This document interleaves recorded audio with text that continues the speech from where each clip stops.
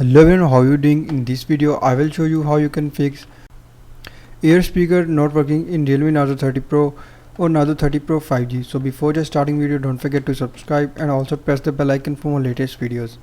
So if you are facing ear or front speaker not working problem in Realme Narzo 30 Pro or Narzo 30 Pro 5G, so first of all you just need to open settings and then follow every step as I'm showing you in this video. Hope so this will fix your problem. So first of all just tap on settings